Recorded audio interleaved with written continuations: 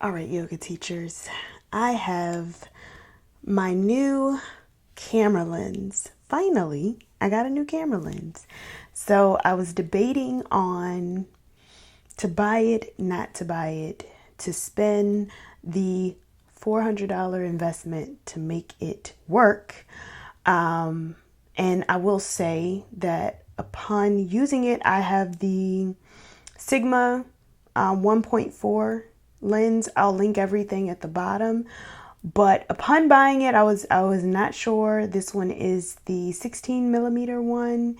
And I just was like, I don't know. I'm going off the strength of all of the YouTube research that I have done. Doing this a lot too, looking at YouTubers, traditional YouTubers, and what they use. Although I'm not normally in my yoga classes doing these videos, these talking head videos where I'm just sitting here and not moving, I really had to think, is this something best for my business? And I think that it has its purpose. If you don't make the investment, I don't think it will be a terrible thing. It will help. But if you're trying to think about budget, I wouldn't say it's the ultimate thing to do. That's just my opinion. If you really want that clear picture, then okay, especially if you are going to be doing some of these talking head videos. But it's not going to be the end all be all. All right, so this is my camera, the Sony a6100, and this is the lens, the Sigma 1.4.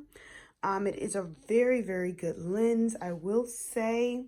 And also, you can do the manual focus. If you have it on manual focus, then you can actually adjust. But if you have it on autofocus, it's not going to do anything. So just keep that in mind when you are selecting the camera. So just keep that in mind. That's a little bit more with the camera just to show you what it is, 16mm. And yeah, so that is the camera there, just to give you a little bit more background, just to see what it is. And if you haven't seen any of my other videos, I do have a ring light that I keep around my camera as well when I record. So I just took off the base for the traditional clip that's there for your phone and just have my camera behind it. So I just have two tripods that are there. All right, so let's cut it on and then we'll be able to see actually the focus of the camera. So I'm going to cut the camera on with the lens. And as you see, I have it set up. And it's set up right now with the autofocus, so continuous autofocus. So if you see here, it's going to focus out. So if you turn, it's not going to change anything. If I turn the lens, it's not going to change anything right now with the focus because it's set to continuous autofocus. But if I change the settings and I change the focus to manual focus, well, now when I change, you'll see that things start to get a little blurry. So it's not in focus. I'm turning. And now it starts to get in focus. So that's the difference with the autofocus there. So like you see, it's even, not even trying to adjust here. So that's how you would change the focus. But as a yoga teacher, and for me, I like to keep the one on the continuous focus. So that way it will focus, based on where I am on the mat, and it'll actually, if I come close, it'll focus. And if I go away, it'll refocus. So that's the best option for me, but you do what works best for you. Another thing to mention is I have this in the playback mode, so that way it will work with the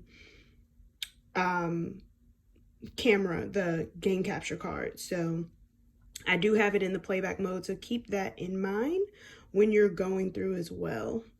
And I think that's it. Let's get back. So I'm going to go back on my mat and just kind of show you the difference, because we're here close up in the talking head video, and then I'm going to take a step back.